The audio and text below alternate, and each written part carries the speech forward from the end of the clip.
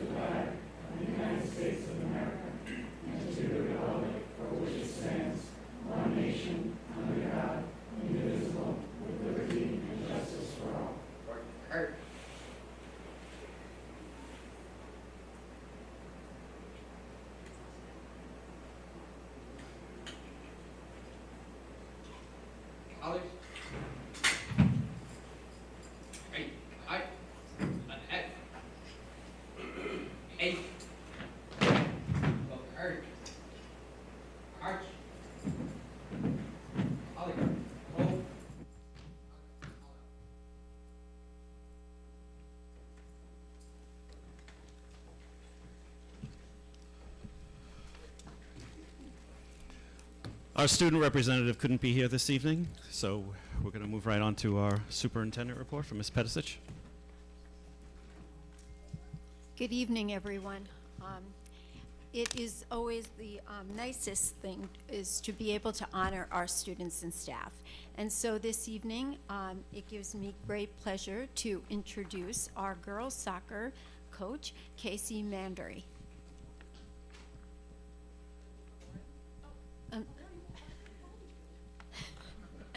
Thank you, Kate.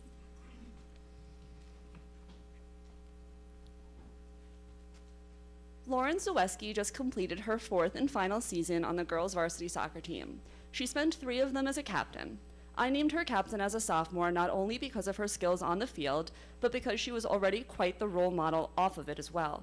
She was a standout from the beginning, but she's here tonight for a truly special honor. Lauren has been named to the All-County Academic Girls Soccer Team this year for having one of the 11 highest unweighted GPAs of all girls soccer players in Suffolk County.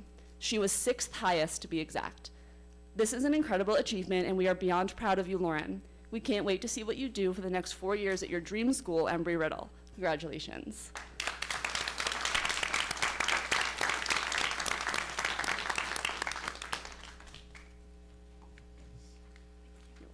We did also have an all-league player, Carly Morgan, who couldn't make it tonight.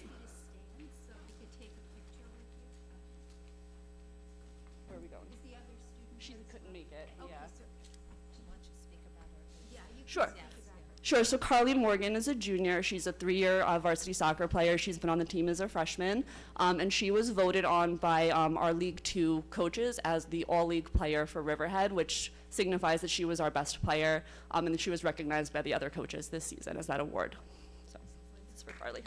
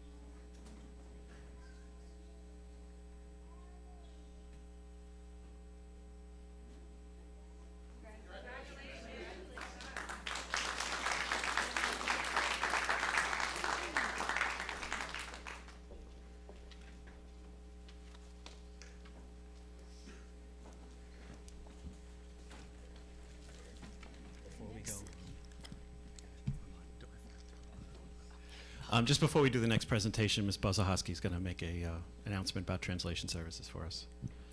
Good evening. We have translation services available for anyone who might need that service. You can see Danielle in the back. Buenas noches. Si usted necesita traducción, por favor véame en la mesa de atrás.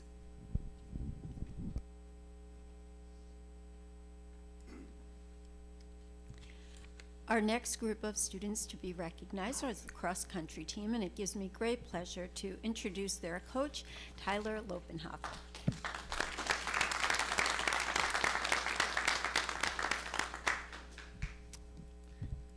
Good evening, distinguished members of the Board of Education, Superintendent Cheryl Peshish, and our community.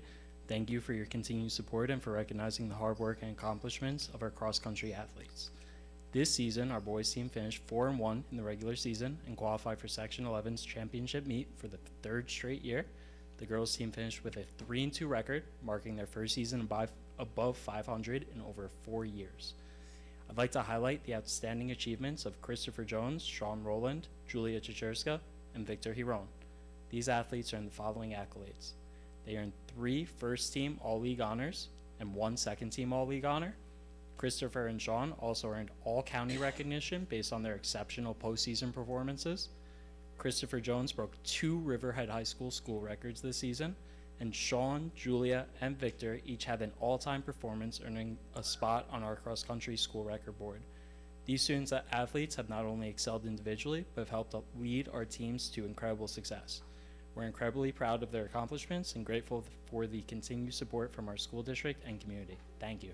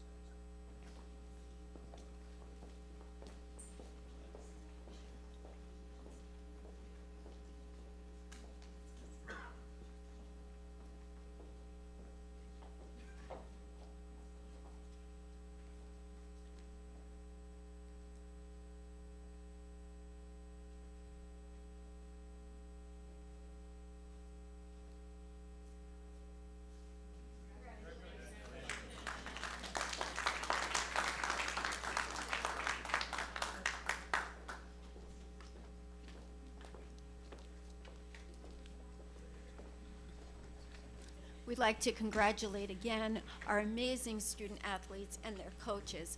We also recognize that our high school students are up very early in the morning, so if you choose to leave at this time, we completely understand and we will not be insulted, but you are certainly welcome to remain.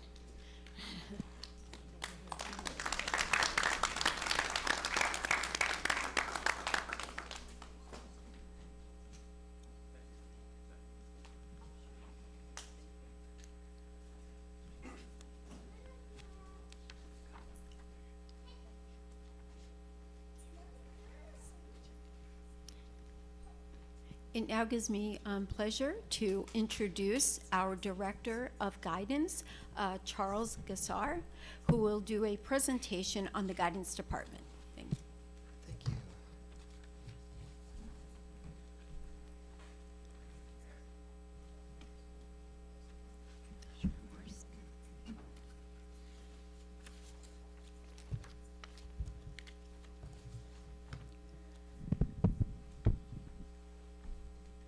Good evening. Thank you for this opportunity to provide you and the community with information about the many different components of our district guidance plan. Tonight, I'm going to give a general overview of our staffing programs and services.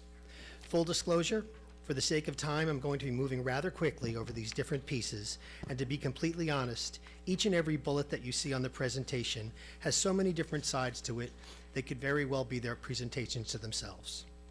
I welcome you to contact me if you have any follow-up questions or requests for greater detail if you would like.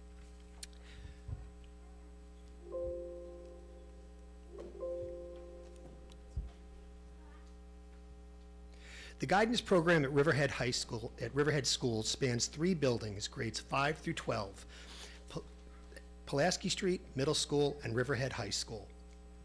Starting with the high school, we currently have 8 1/2 guidance counselors. This includes 1 full-time and 1 part-time ENL bilingual counselors serving our level 1 and 2 ENL students, and 6 guidance counselors serving all remaining students. We also have 3 secretaries assisting in the many administrative responsibilities we are charged with. These include managing, publishing, and posting of report cards and progress reports, managing and building student transcripts, processing student withdrawals, students' record management, communications, alumni records retention, scholarship offerings, publication of the high school course offering book, as well as planning and designing and building the entire high school master schedule, which is a 9-month-long project in itself. Additionally, we also manage the entire BOCES occupational education program. Now, this includes our RHS students who attend half-day BOCES programs at Riverhead and Bellport campuses. We also schedule and manage all visiting colleges that meet with students. This is a complicated task, coordinating admission representatives and matching the visits to the students who have interest in their program majors of study. The guidance office also manages and maintains all scholarship offerings, both regional scholarships and local scholarships. We are also involved in attendance communications with students and families.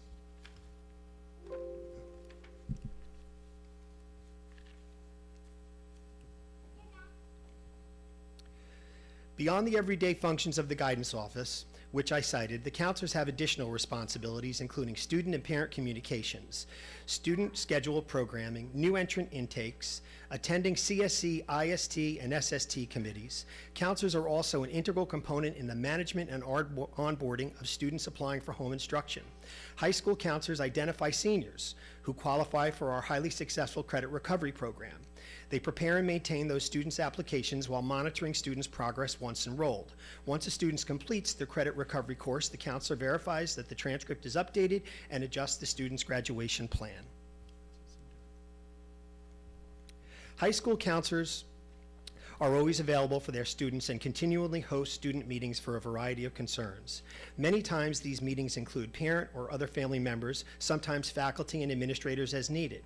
Another key component to their job is post-secondary planning for students, including college planning, selections, and the processing of college applications and supporting documents. Once the regular school year ends, the summer season starts for high school counselors. This includes grade reconciliations from the previous year, adjustments to student schedules, programming, and of course, summer school registration. High school counselors also work a number of summer days to adjust student schedules after summer school concludes and August Regents exams are finished. They also conduct new entrant meetings and meet with existing students for schedule adjustments between July and August.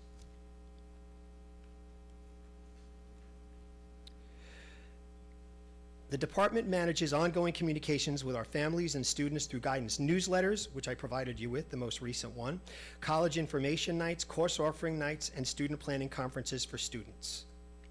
The guidance office also runs ongoing programming through the school year. Some examples are 9th grade orientation meetings each September, in-school SAT and ACT prep programs for students, on-site college admission day, which we just hosted last Thursday, December 5th, 3 separate college fairs.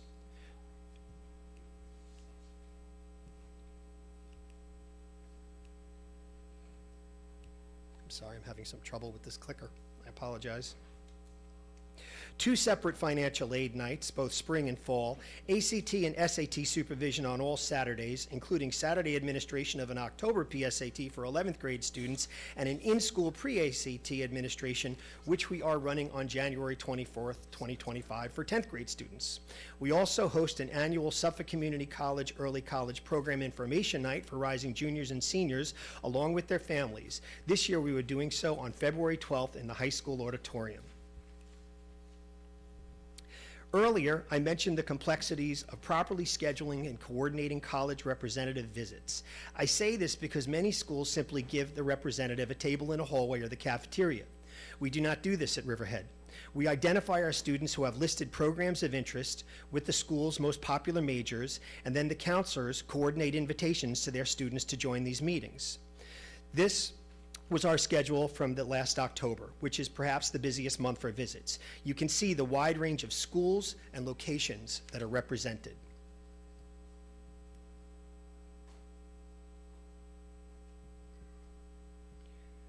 I'd also mentioned on-site application day, which we hosted last Thursday. Here's a past photo of a representative speaking with one of our seniors who was able to gain admission to St. Joseph's University that very day. Here's another photo from the on-site program. This third photo is from earlier this year. It's one of our many whole class presentations that we facilitate prior to all student programming events. Here is a counselor demonstrating the Career Exploration and Interest Program to students on the Naviance program. Riverhead Middle School. At Riverhead Middle School, we currently have 3 full-time guidance counselors, including one ENL bilingual counselor serving most ENL students, and the 2 additional counselors serving all remaining middle school students. We also have 1 full-time secretary. Middle school counselor responsibilities are similar to that of the high school, however, less of an emphasis on administrative work and greater focus on pure counseling of students. The middle school counselors are responsible for student counseling support in all areas: parent communication, student scheduling, team meetings, new entrant intakes. They're sitting members representing their caseloads of students at all IST, SST, and CSE meetings. Much like high school counselors, they are responsible for processing applications and onboarding of students applying for home instruction services. The Middle School Guidance Department manages and facilitates their own program, including the publishing of the Middle School Guidance newsletter to ensure we're keeping families informed of all the latest happenings and initiatives. The middle school guidance counselors run the 7th grade middle school program for success in the fall, an early college awareness program in the late winter, and a career exploration program, as well as an introduction to Naviance for 8th grade students in the spring. We host a 9th grade curriculum night for 8th grade families and students, which is held at the high school. This year it's slated for February 25th. Middle school counselors also work collaboratively with high school counselors for 8th grade scheduling. Each year the high school counselors travel to the middle school and meet with their future students to present high school course offerings, graduation requirements, 4-year plans, as well as important information about sports and clubs offered at the high school.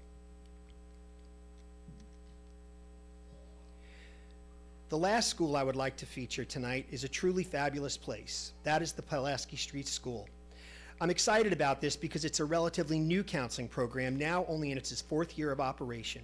It is with deep gratitude that I thank this Board of Education and our central office for supporting this valuable program. We are lucky to have 2 full-time guidance counselors, both working with our 5th and 6th grade students. These 2 individuals are involved in everything Pulaski. I really think of them as the heart and soul of that building. They are responsible for individual counseling with a strong emphasis on student groups. They facilitate nearly all non-mandated counseling needs for students. Pulaski Street counselors maintain student and parent communications, attendance at team meetings, new entrant intakes, and are referring members of the IST, SST, and CSE meetings. The Pulaski Street Counseling Program is chock full of programming, including welcome visits, PBIS assembly, teacher articulations, school-wide ongoing SEL assemblies, COCO with counselors, which they ran last week, the Digital Citizenship Program. This February, they are hosting the Healthy Choice Assembly with special guest members of the New York Islanders hockey team, who will be meeting with Pulaski students. The Pulaski guidance counselors also facilitate middle school course selection presentations, music and world language presentations, as well as organizing and running both incoming tours for 4th grade students and outgoing tours for 6th grade students. As I mentioned earlier, each of the items which I discussed could have its own detailed presentation dedicated to it, but for the sake of time, I could only provide a short overview. I hope this helps everyone gain a better understanding of the work we do for our students. I'm happy to answer any questions at any time for any of these programs. Thank you.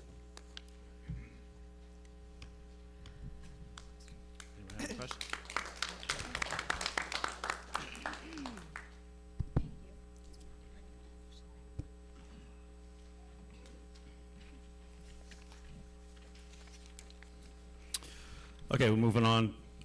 Public comments on agenda items only. So if we have any public comments on just the agenda items? No online comments? Okay.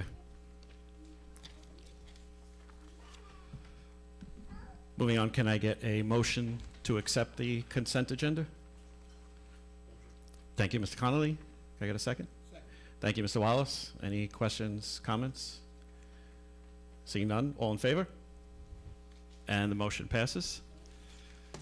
And we just wanted to recognize that with that vote, Miss Samantha Rojas, who is a first grade dual language teacher at Phillips Avenue, just received tenure. So is she here? Yep. Congratulations.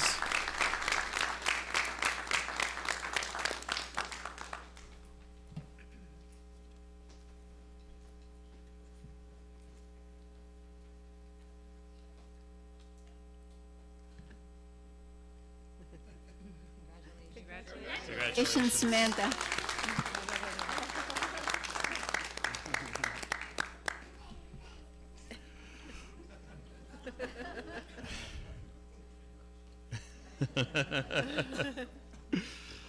Moving on to new business, letter A, approval of a MOA. This is with the Suffolk County Community College for Science and Technology, the STEP program for the next 5 years, commencing on July 1st, 2025, with no costs to the district. Can I get a motion to accept? Thank you, Ms. Murphy. Can I get a second? Thank you, Ms. Connolly. Questions, comments? All in favor? And the motion passes. Letter B, MOA with the RTAA unit with the Riverhead Teachers Assistant Association. Can I get a motion to accept? Thank you, Ms. Murphy. A second? Thank you, Mr. Connolly. Questions, comments? Seeing none, all in favor? And the motion passes. Letter C, reading of new and revised board policies. These are board policy 1120, school district records, 4532, school volunteers, 4772, graduation ceremonies, 4773, diploma and credential options for students with disabilities. 5140 is entrance age, that's a new policy. 5153, student assignment to schools and classes, that's also a new policy. 5500, student records. 5550, student privacy, is another new policy. 8635, information security breach and notification. 8635-E, information security breach and notification. 9520.6, policy on the rights of employees to express breast milk in the workplace, and that's a new policy also. Can I get a motion to accept those policies? Yeah, sure.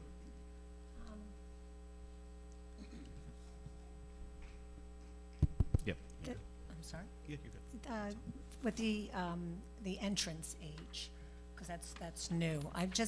The language, what did we do prior? So you have non-registered schools or children that maybe did not do kindergarten.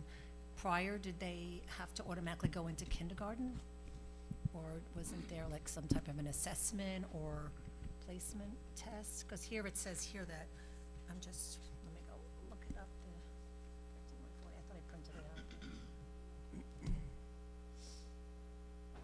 It says that a child who has completed kindergarten in a non-registered school will be placed in kindergarten when enrolled and evaluated for possible first grade placement in the first month of school. So, I'm not sure well, I'm just saying, what did we do prior? Because I was looking at school admissions, and typically if they would just get a, I don't think anything was done prior, which is why Okay. the new policy was being recommended as a possibility. Yes.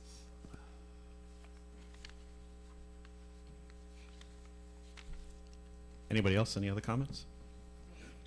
Can I get a motion to accept the board policies? Thank you, Mr. Connolly. A second? Second. Thank you, Mr. Wallace. Any other questions, comments? Seeing none, all in favor? And the motion passes. Letter D, approval of the first and final reading of some other board revised policies. These are 6150 budget transfers, 6640 inventories, capitalization policy, 6690 audit committee, and 6690 audit committee exhibit. Can I get a motion to accept?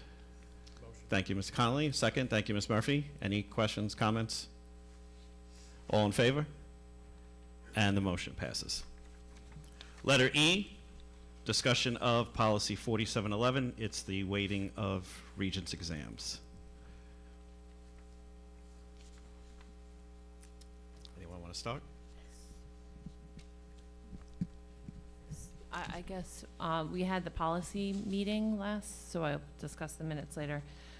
But I guess the discussion is, as of last April, we had extended the current policy, and what we're looking to do is change the policy from 20% that the students shall be weighted at a 10%, the Regents will be weighted as 10% of their final course grade, going down from the 20%.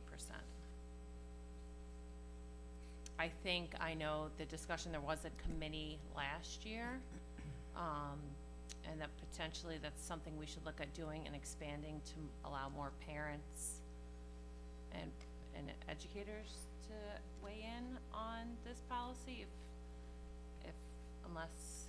I would like just to continue what we're doing, is do no harm until, because the state is going to be 26, 27, they're not going to, I mean, you can take the Regents, but it's not going to be included for graduation purposes. That's, And you know. we don't know their initiative. I mean, like, so I know a lot of other school districts are just slowly preparing themselves for what's coming down the pike. Yeah, Can you hear me? I know we discussed that. I think the 10%, we had discussed the surrounding districts, it feels like it's a pretty, that's, average of what everyone else is doing for their final.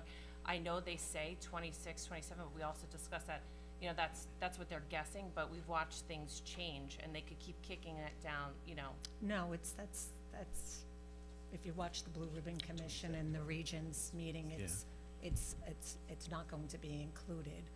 Yeah, I think it's For your final, 27, so. 28 too is the, Yes. is when it's the new But in ones the go mean, wrong. but, the state has already given memos saying that's not supposed to be included, so. The state has kind of wavered on it. They have kind of said, you can take the Regents, but don't count it. So Which the state has kind of, I know, it's not really much of a direction. exactly. They're going to be providing actually, they've already been starting workshops, showing, the different pathways. The new pathways. So, so they're working on it, they've been working on it all these years, and that is definite, has been that they're not going to be, including the Regents, as a graduation requirement for the state of New York. But for the students that are choosing to take the Regents, I feel. But why? Well, so you're going to have to take, 2 assessments to be able to, handle the ESSA, but you're not gonna be able to include it in the final grade, the Regents. Do we have new data from the 23-24 school year in terms of whether the policy that we had continued that helped students, or is there anything?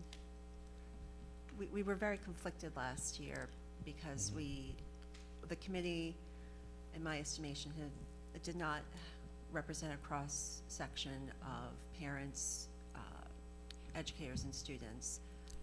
And it had some starts and stops along the way, and also we had data from surrounding districts that some of them had already changed their policies, that it wasn't necessarily accurate. So I'm just wondering if there's any new data. We haven't surveyed school districts for this year. We have last year's data, which, as you state, is outdated at this point. We know some school districts have continued a safe harmless moving forward. Of course, with safe harmless, if it works to the student's advantage, it is counted into their final average, and if it doesn't work to the student's advantage, then it is not.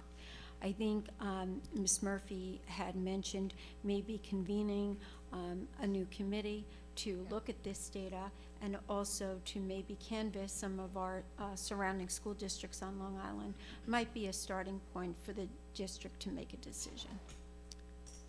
It might be helpful also to, if we can, and I don't know if this is possible, but to speak with graduates, recent graduates who may have been impacted one way or the other, to get some of their feedback, because I think when you have current students, you know, they have skin in the game, so their opinion may be a little skewed. Again, I don't know if that's something that's possible, but I think for the most part, our recent graduates were probably held safe, harmless, Yeah. so they probably wouldn't really have, I mean, obviously, they've benefited either way by this. I think school districts waiver on this, again, the way the curriculum is presented by the State Education Department is our teachers are preparing students for this exam. And for, you know, the state says, well, you shouldn't count it, but yet it is the culminating exam that the state expects students to take at this point. And it So is I on think their that, transcript. right, Yes. brings in the controversy of this. And perhaps looking at it again with a fresh lens might be a good idea. That might also buy us some time for the state to start rolling out the individual pathways, and then we can see what their overall goal is with the Regents. Do away with it altogether, kick the can down the road, or keep it and just not count it, you know? Right. So that might give us a little bit of time to get That's more ultimately gonna- information. Yeah, it's gonna change the policy again, Again, right. so. Yeah, so I think, I mean, are we in agreement about having a committee to discuss this? Yeah, I think having a committee, maybe just, With some fresh gathering Yeah. the data, and then having a open discussion, inviting maybe some more parents and, But make sure that you take the time to read or to watch NICED's, the Regents, the meetings that they've had on it and the publications they put out and what they're saying is coming down the pike. So this way you can, when you go to make it, because they're not getting rid of Regents. It's just that they're not going to be required for a graduation requirement. So, but there is the component with ESSA, with maybe, I don't know, the English and the math part. yeah. Yeah, but, you know, how you might wanna use it. Yeah. Sorry, how you might wanna be able to, how you wanna use it. Did everybody hear me? Did you hear? No. Okay, so what I had said is that if you're gonna get the committee together, it's just very important to see and to read and to watch what NICED Regents, their meetings on all of this and what's coming down the pike for how they're using, the different pathways they're gonna be creating, and that they're not going to be using, you don't need to take a Regents anymore for your graduation requirement, but there's always the federal ESSA component, so we'll see what they're gonna be using for that.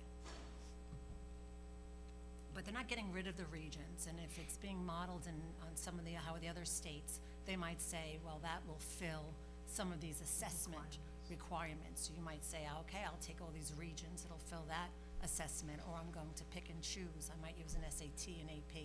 Some other states have done that, and they have the different assessment pathways. They have, and New York State's talking the same thing about SEALs, civic readiness, the different types. Some are state, some are, you know, school-based. I think They are it- moving towards, I'm sorry. No, go ahead. Start it. They are moving towards one singular diploma, Mm-hmm. which will have a number of seals, depending on what the students accomplish. But I do think a committee looking at this is a good starting point, and it also will provide an informed decision and an opportunity to discuss it at the future board meetings. I would also, yeah, I would like to see on that committee some of the teachers also who are involved with these Regents classes weighing in. Because ultimately it's going to, that's where the rubber meets the road, and they're the ones that are gonna be, you know, grading these students and Well, teaching. I've sat on the first Regents Waiting Committee, and then and the prior one, and there's always been the educators have been there, so it's not, you know, I don't know if you're saying that they weren't. they No, didn't no, have a I'm just voice, saying, I 'cause wanna they make sure had. that we have a good, Yes. like, I think from think- each department I or- think we needed more diverse, Yes, that's what I was saying. you know, voices from the community parents, and diverse, our students also. And our guidance counselors, since they're the ones who are working with colleges and to see really what's necessary. Again, everything is in such flux with the state that's difficult for school boards to frame policy, but ultimately, the benefit of our students must be paramount.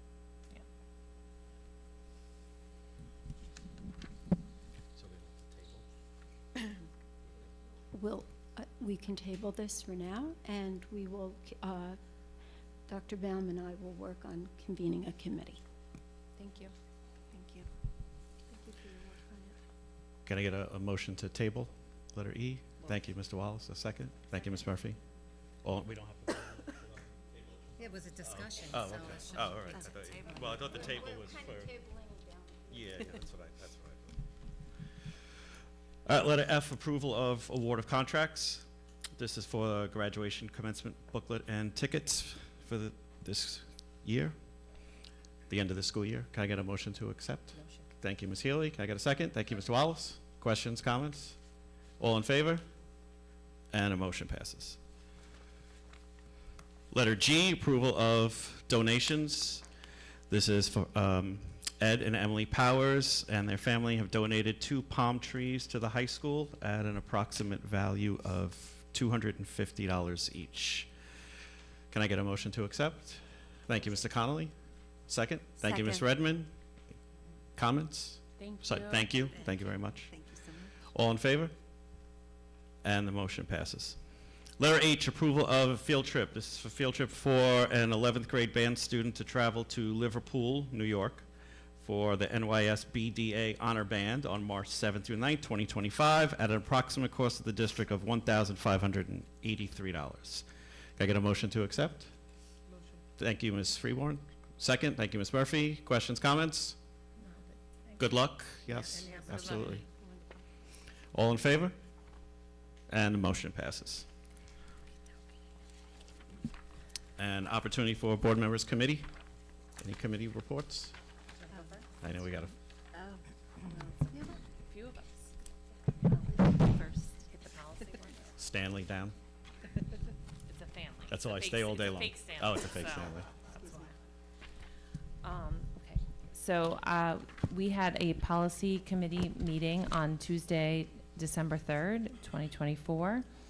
Individuals present were myself, Kelly Freeborn, Board of Ed trustee, Alan Baum, interim assistant superintendent of curriculum instruction, Cheryl Pedicic, interim superintendent of schools, and Dawn Bozahowski, district clerk. Discussion, we discussed policy 4711, weighting of Regents exams. Policy was amended in April of 2024, but not adopted. The committee discussed the background of this policy. The current policy weights the Regents exam at 20% of a student's final course grade. The change proposed in the spring of 24 was to make the weighting 10% of the student's final course grade. The New York State Board of Regents is looking at the pathway for the future.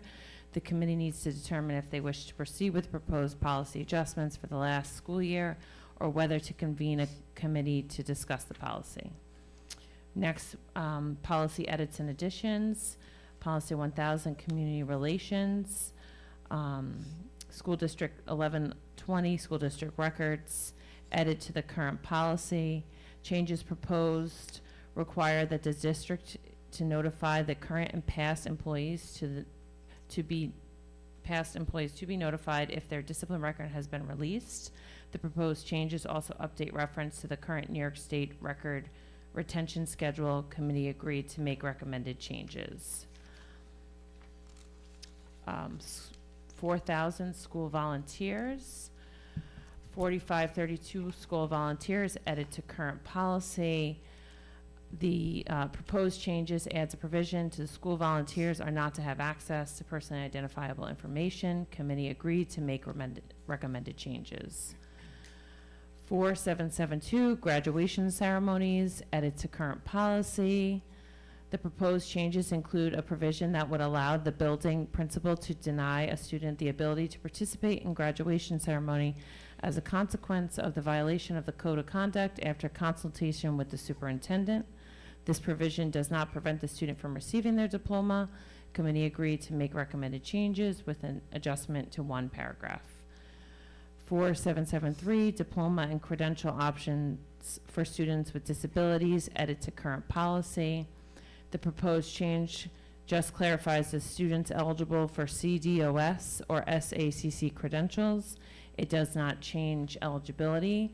Committee agreed to make the recommended changes. 5140, entrance age, new policy.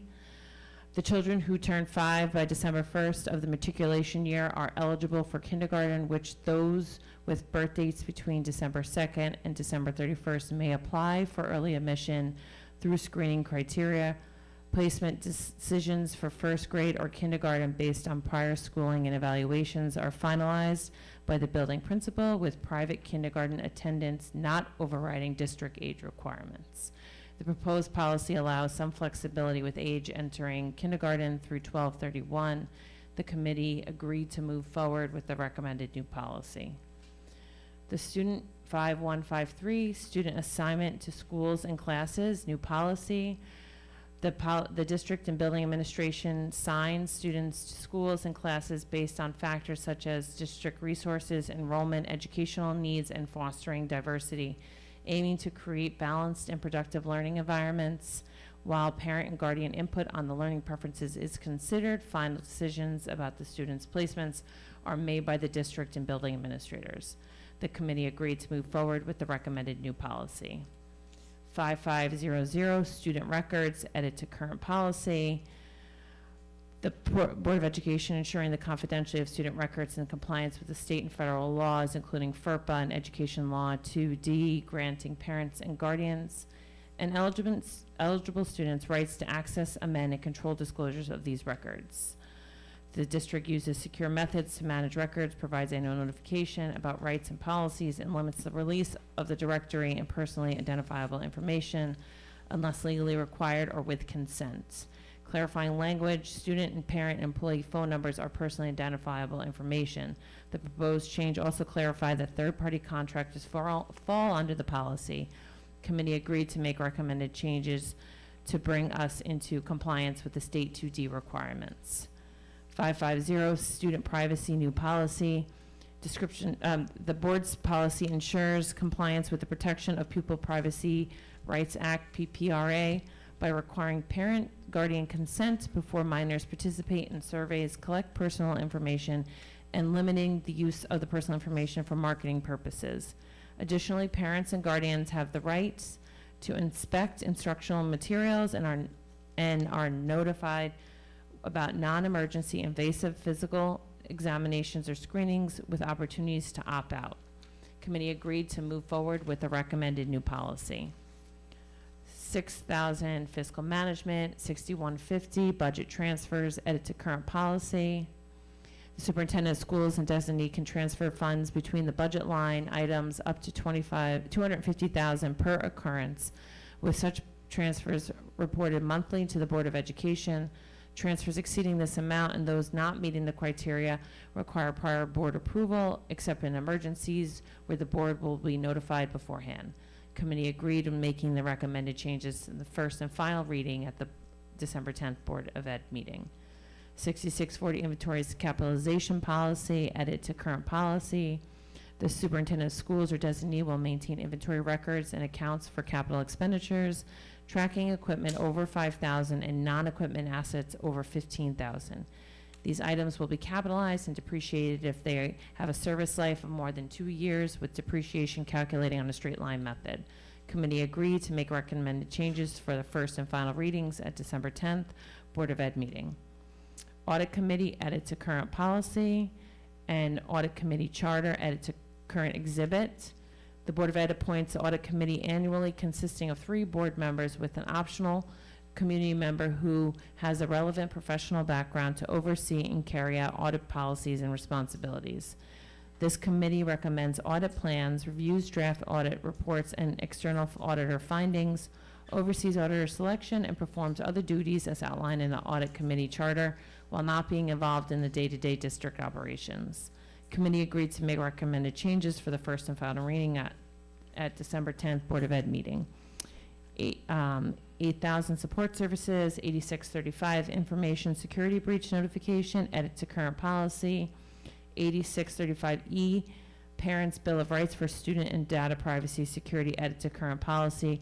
The proposed changes incorporate the NIST cybersecurity framework for the data security and mandates that the data protection officer to oversee compliance, ensuring that personally identifiable information of students and staff is safeguarded and only used for educational purposes. In the case of a data breach, the policy contains information on who is notified and when, and as well as provisions for securing and handling private information under state law and employee personal data under labor law. The policy also clarifies the requirements for third-party contractors. Committee agreed to make recommended changes to bring into compliance with the state requirements. 9,95020.6, the right of employees to express breast milk in the workplace, new policy. Under New York State labor law, section 206C, employers must provide employees with 30 minutes of paid break time for breast milk expression, along with private space that is not a restroom. Employers are also required to inform employees about this policy upon hiring and annually, and upon return to work post-childbirth, ensuring compliance with state and federal regulations while protecting the employee's right to express breast milk without facing discrimination or retaliation. The committee agreed to move forward with the recommended new policy.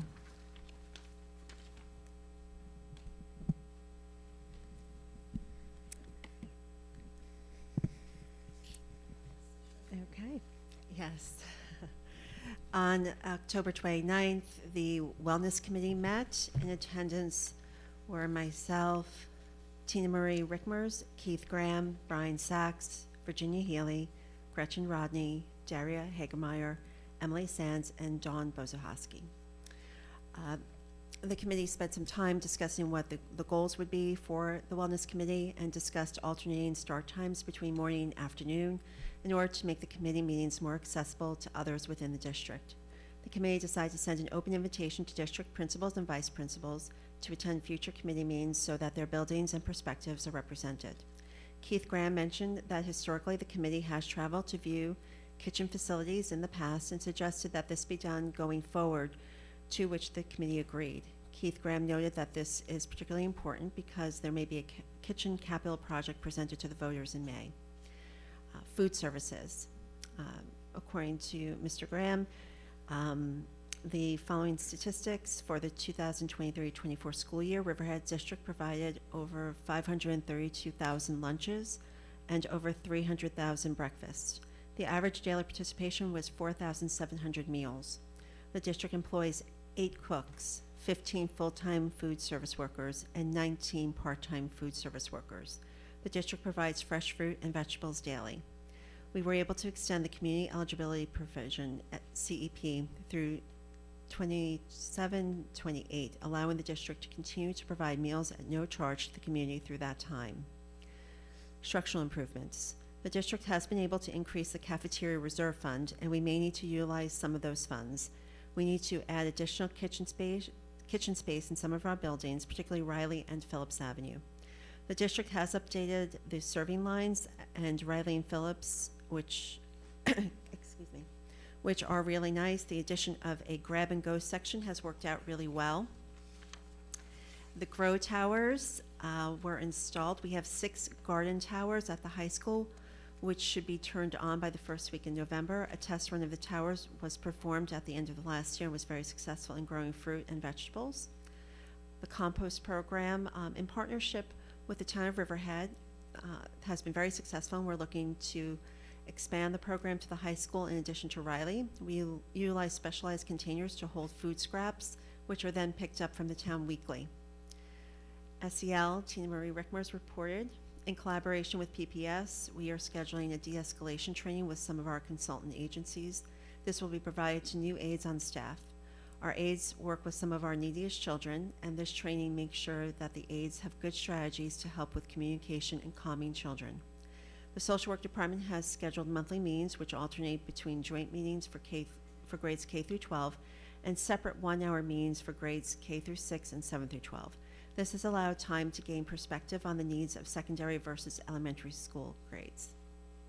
During the November Superintendent's Conference Day, the district provided McKinney-Vento training on identifying McKinney-Vento situations and how to effectively communicate with families. We will continue to provide resources and support to our McKinney-Vento population. The nurses, Dan Hill was unable to attend, so Daria Hagemeyer reported. Immunizations, we are fine-tuning our exclusion process to improve communication between the nurse's office and the building administration, who are responsible for enforcing the exclusions.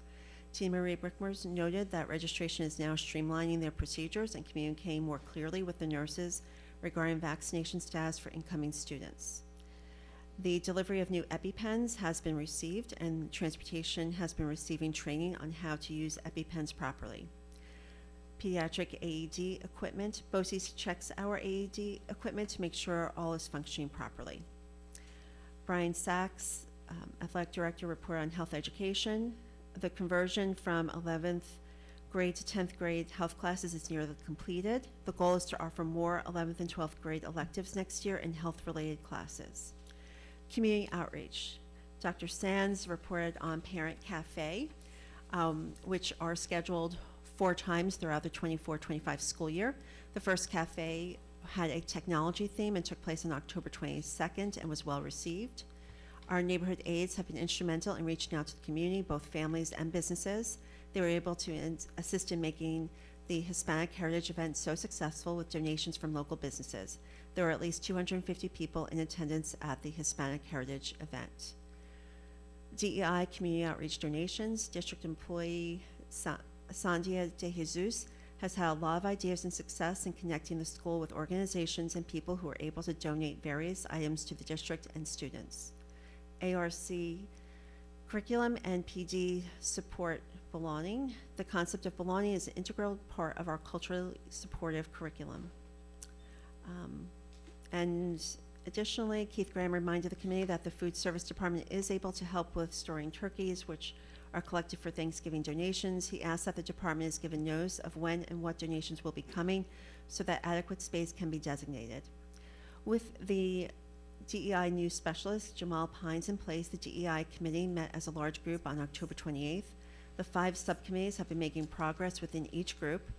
The community outreach subcommittees were responsible for the Hispanic Heritage Celebration and the next event planned being a Black History Celebration. With the student engagement subcommittees, Jamal is working toward bringing in the student voices to allow their perspective to be heard and considered. It was suggested that we also discuss with students any perceived barriers to participation in sports or clubs. The committee also discussed the need to address barriers with completing various student forms, from those related to athletics to the FAFSA for college financial aid.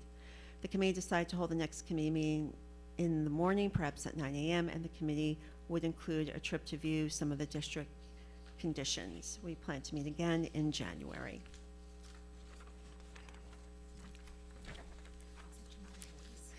Okay.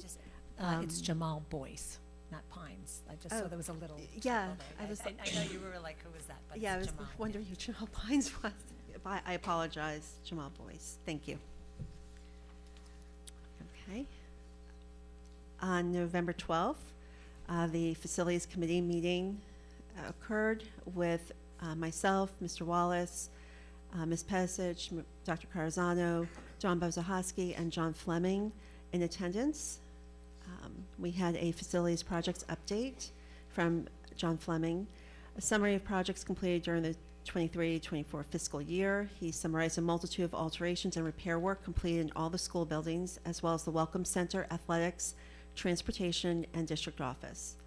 The Workplace Violence Program Initiative, it included various security initiatives. Many changes were completed by the facilities and security departments, including additional cameras, installation of gates in parking lots, mirrors in hallways, additional fencing, and work on key card access. The district has moved toward compliance with the Workplace Violence Initiative. Community donations, baseball fencing, high school courtyard 2. The Baseball Booster Club donated fencing and labor for the fields, which will be installed. We received a donation from a Jamesport resident of $3,500, which will be used for the outdoor courtyard at the high school. The many backpacks, which were donated from a variety of community groups, have been delivered to schools and students. It was noted that the turf field is 9 years old. While turf fields have an approximate lifespan of 10 years, we are starting to fail. This will be a project that needs to be considered in the near future. The high school hoop house was donated in the summer of 2023, which required significant installation work by the facilities department. The incorporation of the hoop house has been integrated into the new agricultural course in the high school. Unfortunately, the hoop house cannot be heated, therefore it will not be usable during the winter months. There is a concern about the top of the structure as it is plastic, and we do not know how it will hold up in the snow. The potential future projects, we reviewed a review of funding sources. We will have an excess of $7.6 million in funding, which we will need to determine the best use. There are a lot of repair work projects that are needed, as well as significant space issues in the school buildings. We will need to assess the needs in the district and determine what direction they will need to be pursued by the district. A discussion regarding the potential addition of solar to the district. We will need to be cognizant of where we place solar, as when placed on a roof, there is an issue with the roof. The solar panels must be removed to facilitate repair work. The possibility of utilizing solar panels in various district parking lots was also discussed and will require further investigation. The district issued an RFP and has decided to continue working with H2M. We will be working with H2M to determine what work is needed in the district and the associated costs. Potential projects, SED process, and timelines. The district must carefully consider what projects are needed and the timing necessary to pass the State Education Department approval process in time to begin any work in a timely manner. In order to have work begin in December of 2025, we would need to plan for 9 months or more to get the project to the state and then receive approval from the state. Building needs. The district has many critically needed projects, which include space needs and repairs. The district may need to consider a new bond to attend to the much needed work. We currently only have one person dedicated to grounds work. We may need to reconsider their structure, as there are a lot of grounds in the district that need to be maintained. And our next meeting will be also in January. Welcome. Thank you, Ms. Murphy, and thank you, Ms. Redmond. Yeah.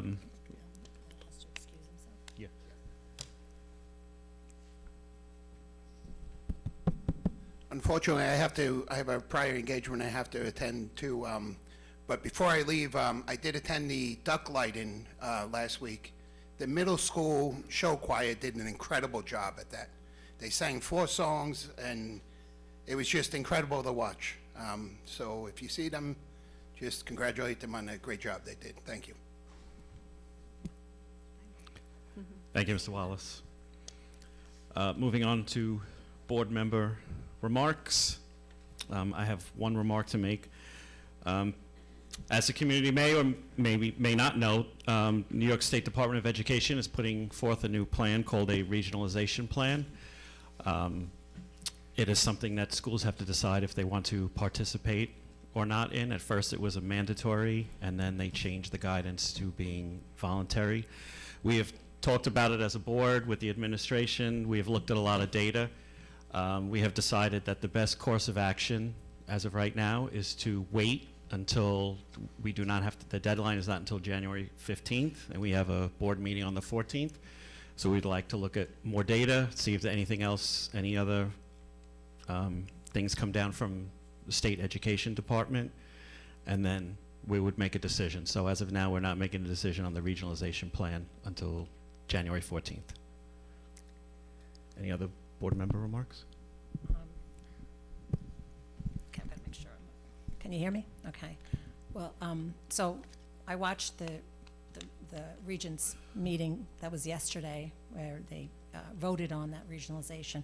But they also had another, which I was very happy to see, emergency regulation, and that is before September 1st of 2025, all school districts shall verify to the commissioner that their curriculum and instructional practices in reading for students in pre-kindergarten through grade 3 align with all elements of instructional best practices provided by the commissioner pursuant to Education Law 818. Such instructional best practices for the teaching of reading shall be evidence-based and scientifically based, focusing on reading competency in the areas of phonemic awareness, phonics, vocabulary development, reading fluency, comprehension, including background knowledge, oral language and writing, oral skill development, and align with the department's culturally responsive sustaining education framework. And so there'll be an annual review of their curriculum and instructional practices.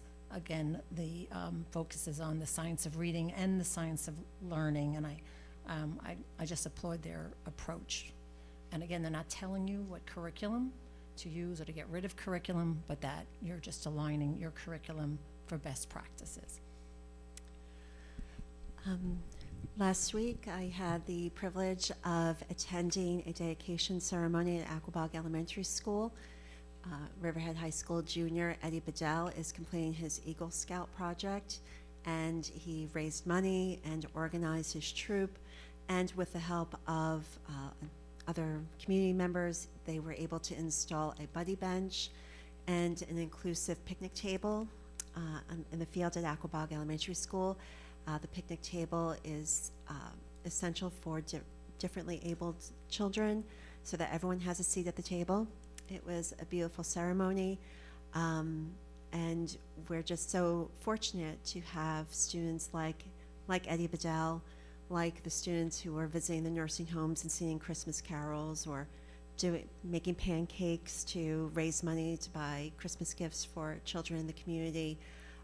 Our students are truly reflective of a kind and generous community, and time after time, since I've had the privilege of being a trustee, every month we see the donations that come in, whether it's time, money, supplies, and just a complete generosity of spirit. And it's no wonder that the students here in Riverhead are so reflective of the community that they represent. So thank you to Eddie and to all the students who are giving so generously of their time and efforts this holiday season. Any other board remarks? No? Moving on for RCFA, comments?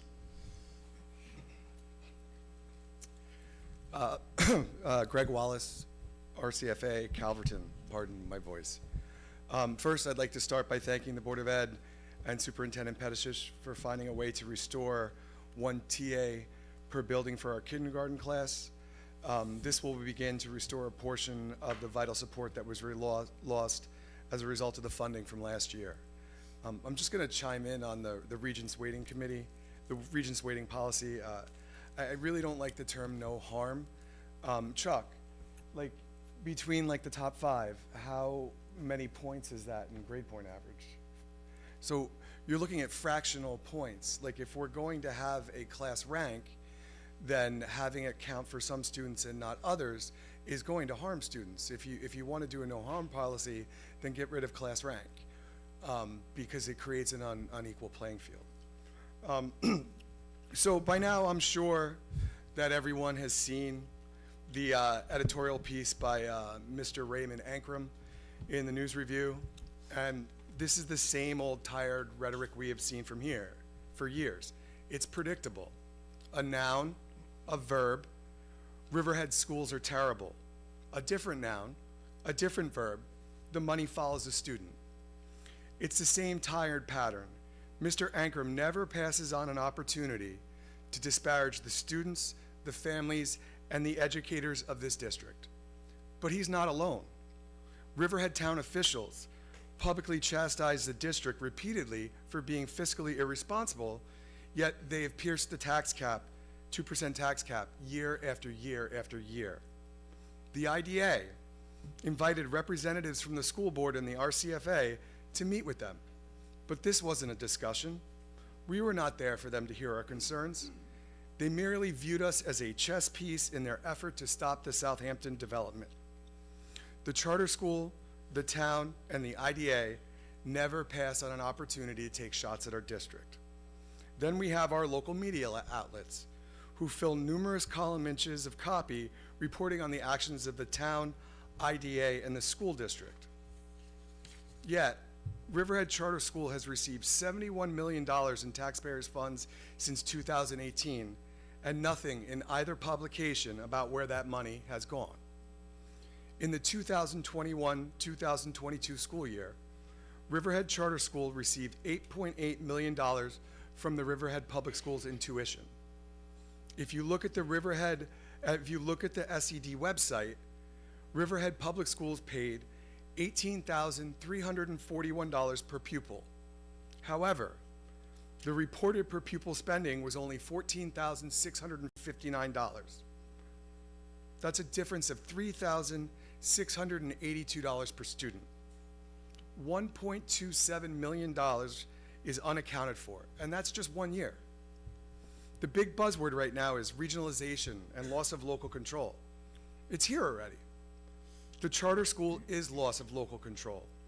Our district hands over millions of dollars a year to the charter school, and the Riverhead Charter School Board of Trustees, whose president is a resident of Los Angeles, California, and they have free reign to spend our tax dollars unchecked. Does Riverhead Public Schools have its challenges? Yes. Do we have work to do? Yes. 90% of the students in this community attend Riverhead Public Schools, and we are sick and tired of our students being told that they are less than. There's amazing work being done here every day. Just last board meeting, 71 Riverhead students were recognized by the College Board as AP scholars. The RCFA, administrators, teachers' assistants, teachers' aides, and CSAA employees dedicate their professional life to the children of this community, and we are making a difference in our students' lives every day. Beat that with a stick.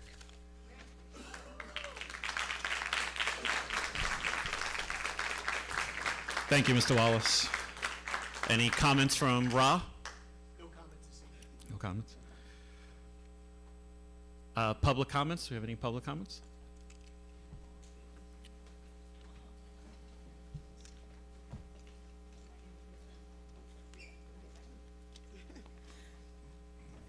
Good evening, Board of Education and the District Cabinet. My name is Sonia Johnson, and I am the CSEA President for Non-Instructional Unit, here at Riverhead Central School District. I am speaking here tonight because our contract has gone 6 months past the expert. I apologize. Oh, wait, stop. 1 second, Donna. I'm sorry. Hand it to the district clerk. I apologize. We didn't know. We apologize. It's just procedure. It's all good. So I'll get to what it is exactly. I'm going to start over, not over, but I'm going to start with, I am speaking here tonight because our contract has gone 6 months past the expiration date, July 1st. Right now, we are having trouble recruiting workers as well as retaining them. What's going on in our transportation department is a prime example of that. Many drivers are being overworked, filling in over and over again because of the absence of drivers on a daily basis, and they are underpaid.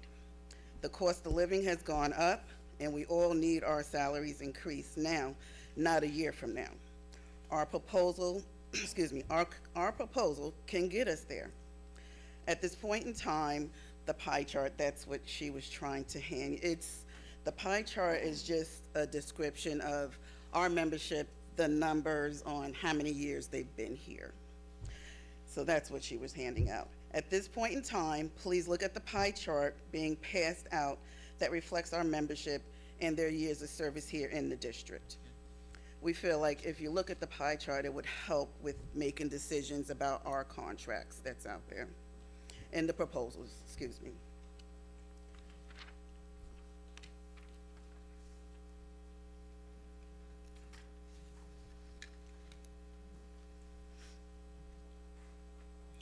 You can continue. Okay, I'm sorry. I'm summing it up. But basically, if you look at it, the main thing, is the numbers there. I'm just going to read it really quick, and you can take a look at it afterwards. But, 20 years of service, people here, 20 plus years, is 37 of us. 16 to 20, there's 23 of us. Excuse me. 11 to 15 years of service is 21. 6 to 10, it's 79. And 0 to 5 years here in the district is 223. That's over half of our membership. So with that being said, with the proposal, from the district and our counter proposal, the pathway is there for both sides to benefit with retention and recruitment in all of our departments. We just need everything to be considered when you make your decision. Thank you for hearing me out. Thank you.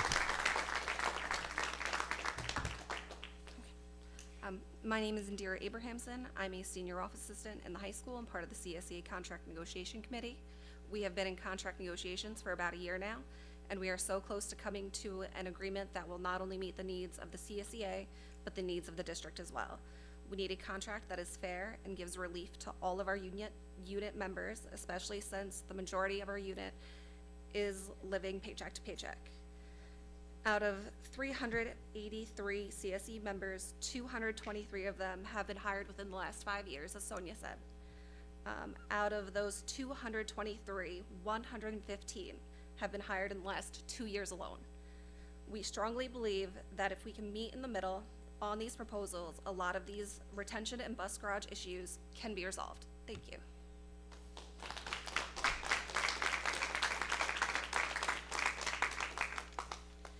Good evening, Kelly Turbish, Transportation Department, 24 years come January. I would just like to bring to attention the ongoing issue that is significantly impacting the safety and efficiency of our school transportation system across the United States, particularly in the New York State area.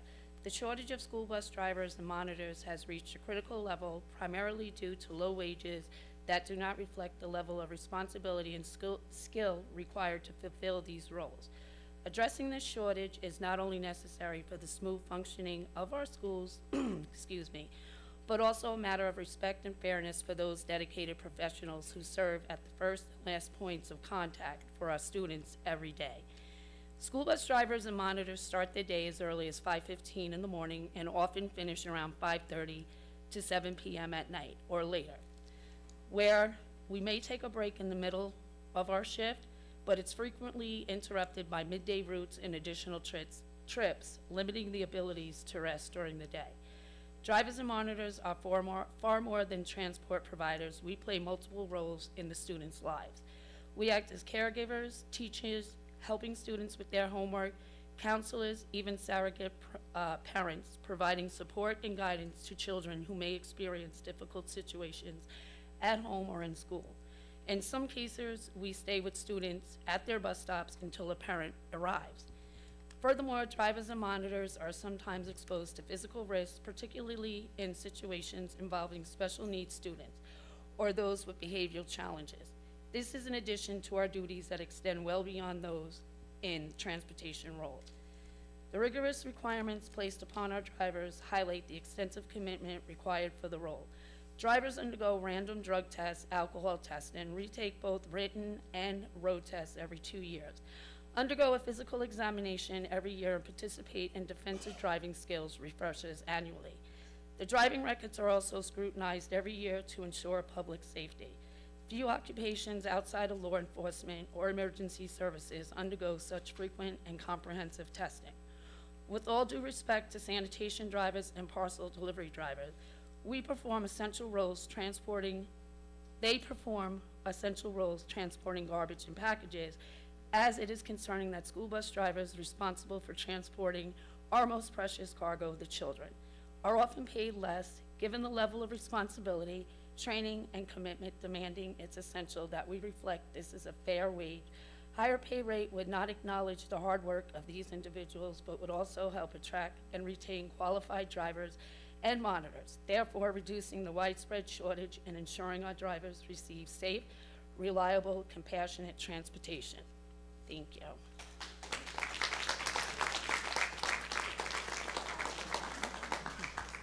Good evening, everyone. My name is Lisa Douglas-Albay, and I'm a 1992 Riverhead graduate, again, the parent of a 2013 graduate, as well as a clerical employee at Riverhead since 2002. CSEA and the district have been in negotiations for about a year now. In April, many of us came to the board meeting to request a fair and equitable contract for all CSEA members. Our contract sunset on June 30th. We've been without an active contract for 6 months now. At this time, I again respectfully urge you to consider a contract that is fair and equitable for all CSEA members, both the newer as well as the veteran employees. For the last 10 years, I personally have had to work a second job to be able to afford living in this district as well as working in it. Many of our veteran employees, as well as the newer ones, are in the same predicament. We're asking that our contract provide financial opportunity and support for newer employees who are just starting their careers at Riverhead, while also providing appreciation and financial opportunity and contribution for the dedication of those of us who have long served the district. By ensuring that both groups in our recent contract, those in the over 15 and the under 15 years of service, are equitably compensated, it will foster a positive and productive work environment that benefits all in the district, students and staff. I firmly believe that an equitable contract is essential for maintaining morale, attracting new employees, and retaining veteran employees, as well as ensuring the continued success of the Riverhead School District. Thank you for your time.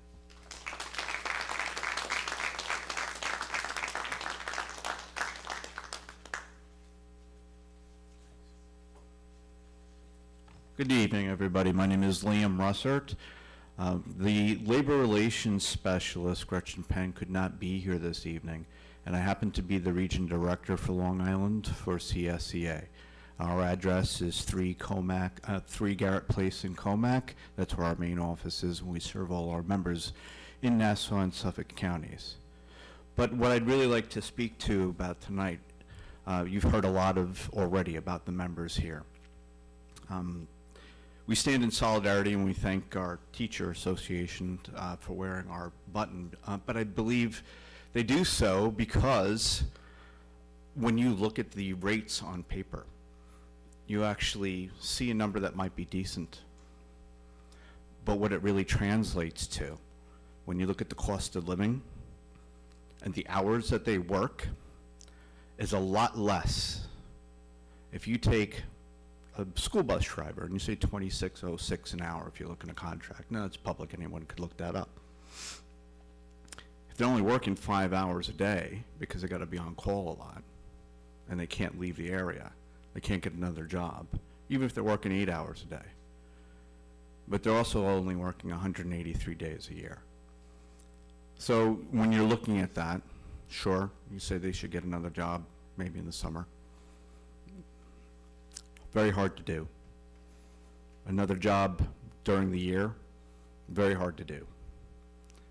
And to survive on 24,000 to maybe 38,000, cars cost more than that today. To have someone have to afford what the CPI is with their rent, with the food, with heat, energy. We understand that improvements in schools, as far as the way it looks, to attract more students and more enrollment is important.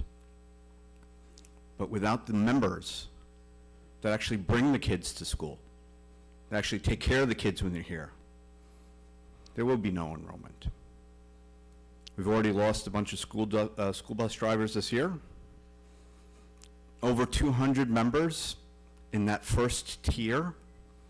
I know there's a pathway, and we have a new interim superintendent that's working with Gretchen and the committee and the president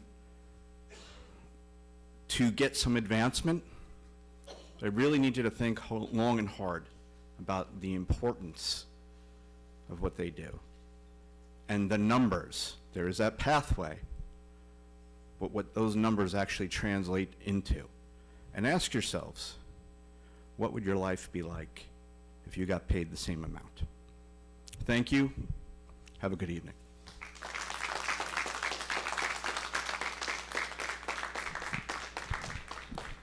Good evening. My name is Marie Navarro, and I am the CSEA local president. I oversee 6,700 members for CSEA throughout the whole Suffolk County, and we have 39 school districts that are represented by CSEA members, just as we have here tonight, and that work for the Riverhead School District. And as I sat here tonight, I listened to all the accolades and all the wonderful things that Riverhead is doing, which is awesome for the parents and the students and the staff, accomplishments, the guidance counselors, and all the amazing things that are happening. And I think I only heard two portions, one from the gentleman from the teachers union and this young lady right here on the board mentioning aides and support staff, which is really important because I don't think, in my opinion, and I'm sure in some of yours, that the whole picture cannot be completed without the support staff. As mentioned, our bus drivers, they're up at 5:15 in the morning, and honestly, I think about them when I wake up and it's 4 a.m. and I say, oh my God, thank God I can go back to sleep and I don't have to get up. So we're here tonight just to give you an insight as to the hardworking members that work and are employed in Riverhead, and also our members for our CSEA. And I've been to many meetings, and all I hear is dedicated workers trying to do the best. They love their jobs, they love the children, they love the staff, they love assisting the teachers, they love everything about their job. And the only thing they don't love sometimes, not all, but some are underpaid and underappreciated.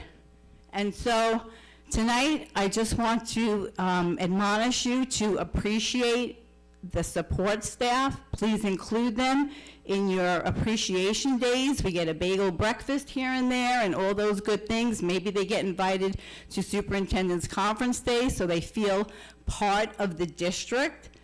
And so we have a little chant that we say, show some respect, put it in a check.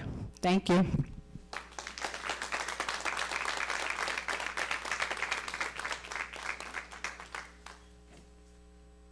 Hi, I'm Carrie Harrison. I'm a TSA/CLA for the district, work in the technology department.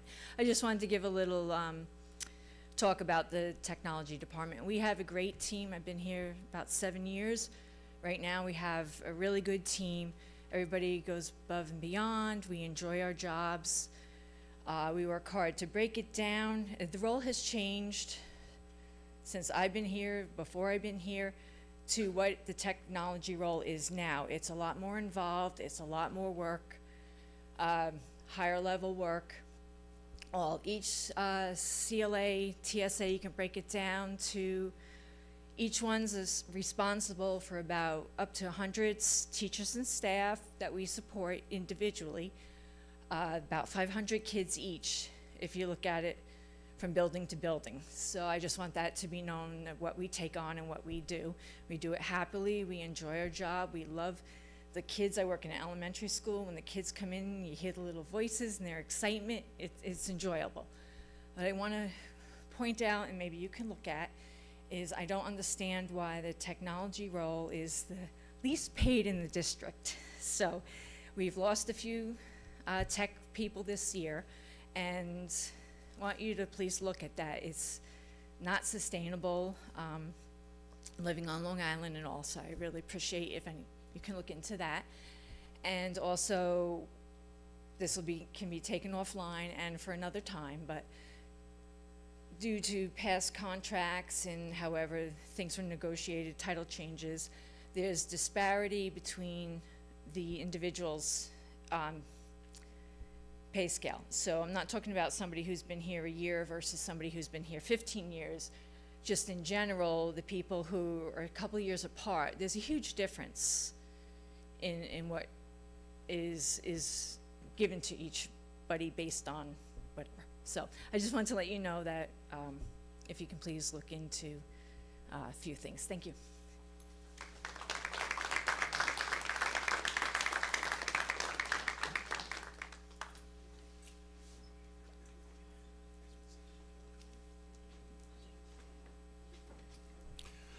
Are there any more public comments? Hello, my name is Sheila Cumberbatch. I'm a school bus monitor, and I've been coming here quite a few times, but I would love for us to be heard, because to me, $17 an hour, I can't even pay for some insurance just for myself. And as the drivers were saying, we are like, like that second parent to these kids. I wipe kids' nose, they, Miss S, and I'm like, what's the matter? Why you crying? Why this, why that? We're just like teachers to them as well. And not only that, we're very supportive of them. We show love to them. They get sick and throw up, we gotta clean that stuff up. You know, I mean, we're basically there all the time. And yes, that 5 o'clock in the morning and getting there to be ready to go pick these youngins up, hey, it's a blessing. I thank God that I still have my health and strength and able to do it. But at least we would appreciate if somebody would be supportive of us too. We have things that we need, and like I said, insurance alone take all your money. You don't have anything. You can't pay no bills. You can't do anything. You go through struggles. Like they said, we need to eat. We need to do everything. But I hope that you would find fit to be some support for us as well as we are to those children that we ride around every day. Thank you.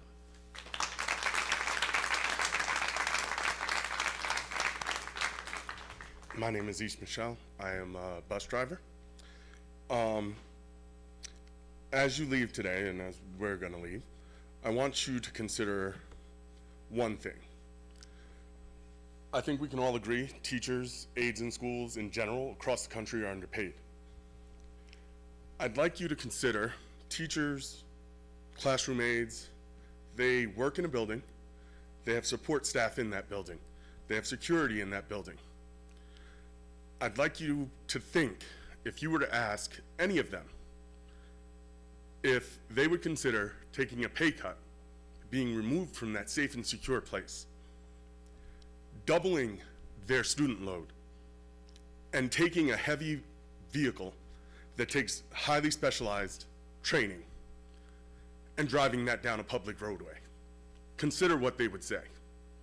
Then consider that when you're thinking about the contract negotiation going forward. What are you asking and at what cost? Thank you.